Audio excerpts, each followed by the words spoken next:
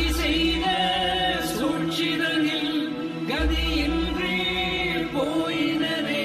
அதர்மம் இங்கு வெற்றியை பற்றியதே. சொந்தங்கள் பந்தங்கள் சோதனையை